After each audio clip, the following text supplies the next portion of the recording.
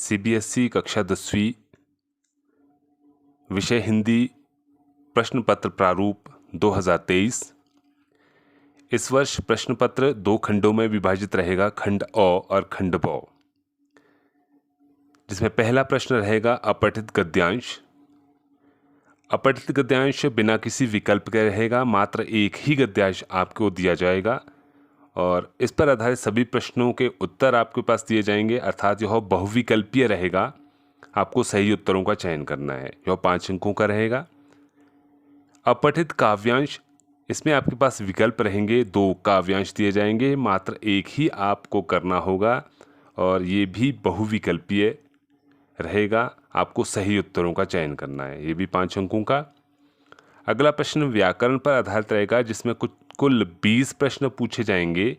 आपको मात्र 16 प्रश्नों के उत्तर देने हैं। सभी बहुविकल्पीय रहेंगे। पहला प्रश्न रचना के आधार पर वाक्य भेद, 4 अंकों का। वाच्य भेद 4 अंकों का। पद परिचय 4 अंकों के और अलंकार 4 अंकों के। सभी के 5-5 प्रश्न दिए जाएंगे। मात्र आपको 4-4 ही प्रश्न हल करने हैं और ये सभी प्रश्न बहुविकल्पीय रहेंगे। उत्तर सभी के आपके समक्ष रहेंगे। आपको सही उत्तरों का चयन करना है। अगला प्रश्न हमारा रहेगा पाठ्य पुस्तक क्षितिज भाग 2 पर आधारित, जिसमें पहला प्रश्न गद्य खंड पर आधारित होगा, जिसमें आपको एक गद्यांश दिया जाएगा और निर्धारित पाठों में से ज्ञान बोध के आधार पर आपसे 5 बहुविकल्पीय प्रश्न पूछे जाएंगे उसी गद्यांश के आधार पर, और सही उत्तरों का आपने चयन करना है।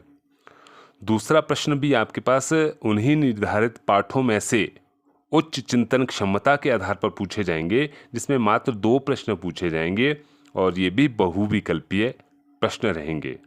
कुल मिलाकर ये 7 अंकों का रहेगा।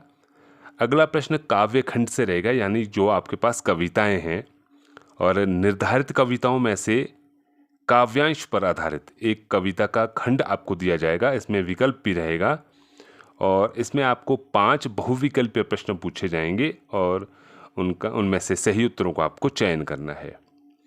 दूसरा प्रश्न इसमें भी काव्य खंड पर आधारित होगा और ये प्रश्न काव्य बोध को परखने के लिए पूछा जाएगा और इसमें मात्र 2 प्रश्न पूछे जाएंगे। ये दोनों बहुविकल्पीय रहेंगे। कुल मिला के यह भी आपके पास 7 अंकों का रहेगा।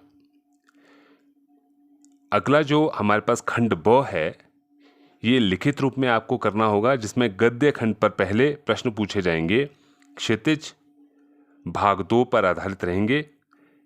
इसमें आपसे 4 प्रश्न पूछे जाएंगे। मात्र आपको 3 ही प्रश्नों के उत्तर देने हैं। शब्द सीमा 25 से 30 रहेगी।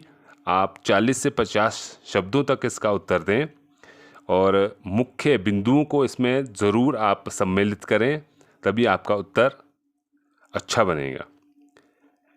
ये सभी प्रश्न 2-2 अंकों के रहेंगे। कुल मिलाकर ये 6 अंकों के रहेंगे। अगला प्रश्न काव्य खंड पर आधारित होगा। इसमें भी 4 प्रश्न पूछे जाएंगे। आपको मात्र 3 के ही उत्तर देने हैं। शब्द सीमा इसमें भी 25 से 30 रहेगी। आप 40 से 50 तक इसमें जा सकते हो और 2-2 अंकों के प्रश्न रहने वाले 6 अंक के आपके ये रहेंगे। अगला प्रश्न हमारा रहेगा पूरक पुस्तक कृतिका से, जिसमें मात्र 3 पाठ है और सभी पाठों से 1-1 प्रश्न पूछा जाएगा। आपको मात्र 2 के ही उत्तर देने हैं। इसमें शब्द सीमा 50 से 60, आप 70 तक 80 तक जा सकते हो और क्योंकि इसमें जो अंक है वो 4 अंक का रहने वाला है और ये 2 प्रश्न मिला के आपके 8 अंकों के प्रश्न हो जाएंगे। उसके बाद हमारा आता है लेखन, जिसमें पहला प्रश्न रहेगा अनुच्छेद, और अनुच्छेद जो आपके पास पूछे जाएंगे वो समसामयिक या व्यवहारिक जीवन से जुड़ा हुआ होगा और आपके पास विकल्प रहेंगे। 3 अनुच्छेद आपको दिए जाएंगे, जिसमें से मात्र आपको एक ही करना है। शब्द सीमा 120 तक रहती है। आप 150 तक इसमें शब्द सीमा में जा सकते हो और इसके अंक रहेंगे 6। अगला प्रश्न इसमें रहेगा पत्र का, जिसमें औपचारिक और अनौपचारिक दोनों पत्र पूछे जाएंगे। आपको एक का ही चयन करना है और 100 से 120 शब्दों में आप इसको सुंदर रूप में लिखें और ये 5 अंकों का रहने वाला है। अगला प्रश्न है स्ववृत्त या ईमेल। इसमें आपके पास स्ववृत्त या ईमेल में से एक का चयन करना है। और स्ववृत्त जैसा कि शब्दों में बहुत विस्तृत जाता है, इसमें विस्तृत जानकारी देनी होती है, तो सही रहेगा कि आप ईमेल के साथ जाएं। और दोनों में से आप ईमेल को चुनें तो ज़्यादा अच्छा है। स्ववृत्त को भी आप चुन सकते हैं, जैसी आपकी इच्छा। और शब्द सीमा 80 से 100 तक रहेगी और ये 5 अंकों का रहेगा। अंतिम प्रश्न रहेगा विज्ञापन या संदेश। विज्ञापन या संदेश दोनों की शब्द सीमा 60 से 70 रहने वाली है।